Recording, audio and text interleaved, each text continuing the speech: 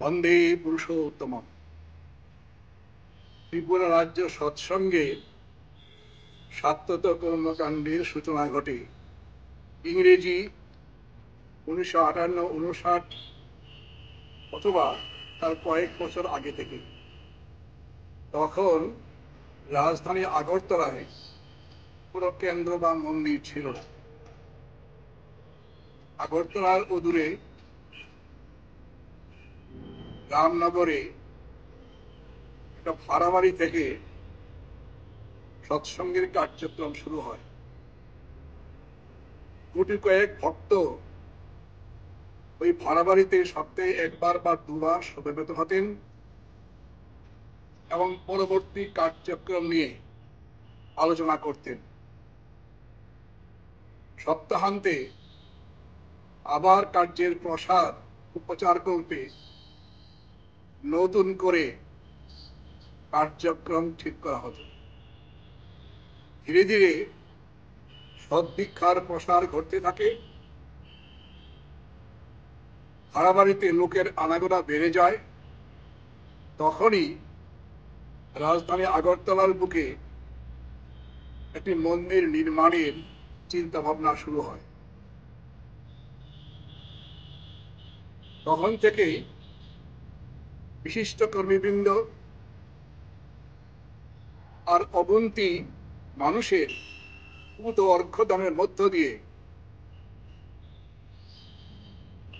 আগরতলা কৃষ্ণনগরস্থিত ঠাকুরপল্লী রোডে পরমদাল শ্রী শ্রী ঠাকুর অনুকূল চন্দ্রে এই সৎসঙ্গ বিহার গড়ে ওঠে। বিহার নির্মাণের শেষে কয়েকজন বিশিষ্ট কর্মীবৃন্দ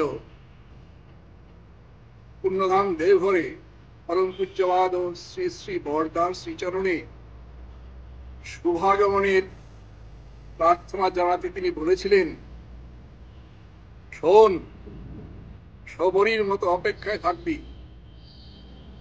শ্রী শ্রী ঠাকুরের আশীর্বাদ দিয়ে এখান থেকে কবে কে যাবে তিনিই বলে দেবেন। কিন্তু সবরীর মতো আমাদের আর অপেক্ষা করতে হলো না।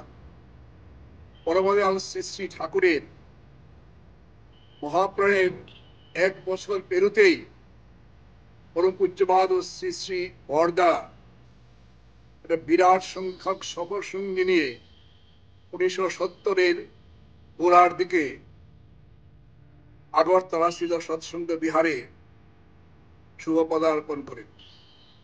সেদিনের আনন্দ উচ্ছ্বাস, তাকে খুশি করার জন্য ভক্তদের মধ্যে যে সাত্যত উন্মাদনা, তা কোনোদিনই ভোলা যাবে না।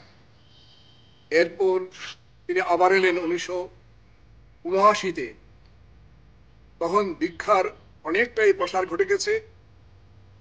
অসংখ্য মানুষ তার দর্শনে এলেন, শ্রী শ্রী ঠাকুরের দীক্ষায় দীক্ষিত হলেন। তার বাণী নিচয়ের অনুপ্রেরণায় আকৃষ্ট হয়ে হাজার হাজার মানুষ সেদিন শ্রী শ্রী ঠাকুরের সৎমন্ত্রে দীক্ষিত হন। আর তখন থেকেই পার্বতী ত্রিপুরার বিভিন্ন প্রান্তে, বলতে গেলে ধর্মনগর থেকে সাপুরম পর্যন্ত অনেক মন্দির নির্মাণের কার্যক্রম শুরু হয়ে যায়। একটা এক অনির্বাচনীয় অমোঘ আকর্ষণে মানুষ ছুটে আসতে থাকে তার শ্রীচরণ। এরপরই শুরু হলো আরেকটি অভিনব অধ্যায়। পরম প্রেমময় শ্রী শ্রী ঠাকুরের জ্যেষ্ঠ পৌত্র পরম পূজ্যপাদ শ্রী শ্রী দাদা ত্রিপুরায় তার শুভ পদার্পণ ঘটল। একদিকে মন্দির নির্মাণ, অন্যদিকে দীক্ষার প্রসারে তিনি কর্মীদেরকে অনুপ্রাণিত করলেন। শত শত কর্মী ত্রিপুরার গ্রামেগঞ্জে, পাহাড়ে, সমতলে, অন্দরে কন্দরে দীক্ষার প্রসারে ঝাঁপিয়ে পড়লেন। লক্ষ লক্ষ মানুষ শ্রী শ্রী ঠাকুরের সৎপন্থে দীক্ষিত হয়ে নবজীবনের সন্ধান পেল। আর তারপরই একটা নতুন অধ্যায় শুরু হলো সৎসঙ্গের ইতিহাসে। অনন্য লীলার এক অভিনব ইতিহাস রচিত হতে লাগলো। পরম পূজ্যপাদ শ্রী শ্রী আচার্যদেব শ্রী অর্কদ্যুতি চক্রবর্তী যে অসংখ্য মানুষ সঙ্গের অভাবে, প্রেরণার অভাবে ঠাকুরের কাছ থেকে দূরে সরে গিয়েছিলেন, তাদেরকে কুড়িয়ে এক ছত্র ছায়ায়, পরম পিতার ছত্র ছায়ায় নিয়ে আসার জন্য এক অভিনব কার্যক্রম ঘোষণা করলেন। দলে দলে মানুষ সে কার্যক্রমে সামিল হলো। তার অভিনবাণীর স্পর্শে মানুষ উজ্জীবিত হলো। প্রসঙ্গত জানিয়ে রাখি, প্রেমঘন বিগ্রহ পরমদয়াল শ্রী শ্রী ঠাকুর যখন মান অভিমান করে কেউ তাকে ছেড়ে চলে যেত, তখন তিনি প্রায়ই রূপকের ছুঁয়ে বলতেন অনুসন্ধিৎস ভক্তদের, ওগো, তোমরা যদি আমাকে ভালোই বেসে থাকো, তবে আমার হারানো মেষ সামগ্রীকে ফিরিয়ে এনে দাও।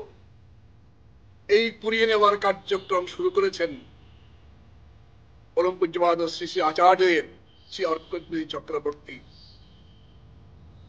তিনি এই কার্যক্রমকে দীক্ষাপত্র সমীক্ষার রূপে নামাঙ্কিত করলেন। তারই জ্যেষ্ঠাত্মজ পরম পূজ্যপাদ শ্রী শ্রী অবিন দাদা এই সাত্যত কর্মকাণ্ডে এক মহাপ্লাবন এনে দিলেন। হাজার হাজার যুবক যুবতীকে দিব্য প্রেরণায় অভিষিক্ত করে কাজে নামিয়ে দিলেন তিনি। ভারতবর্ষের গ্রামে গঞ্জে পাহাড়ে সমেত সর্বত্র এই ভক্তজনেরা শ্রী শ্রী অবিন দাদার অমিয়ের প্রেরণায় বা আশীর্বাদ মাথায় নিয়ে ছুটে চলল দেশের বিভিন্ন প্রান্তে। লক্ষ লক্ষ মানুষ নবপ্রেরণায় উজ্জীবিত হলো। আবার শ্রী শ্রী ঠাকুরের সদ্দীক্ষা যারা দীক্ষিত হয়েছিল, তার নতুন করে আবার জেগে উঠল। এই যে অভিনব কার্যক্রম চলছে, এই সাত্যত্ব কার্যক্রম চলছে, একদিকে মন্দির নির্মাণ, আরেকদিকে দীক্ষার প্রসার, আরেকদিকে অসংখ্য মানুষের উপস্থিতে শ্রী শ্রী ঠাকুরের মহা মহোৎসব, এই যে শ্রেয় সৃজনী সংহতির সমাবেশ, যাকে ঠাকুর উৎসব বলেছেন, তারই একটি খণ্ডিত রূপ হচ্ছে এবছর 24শে নভেম্বর রবিবার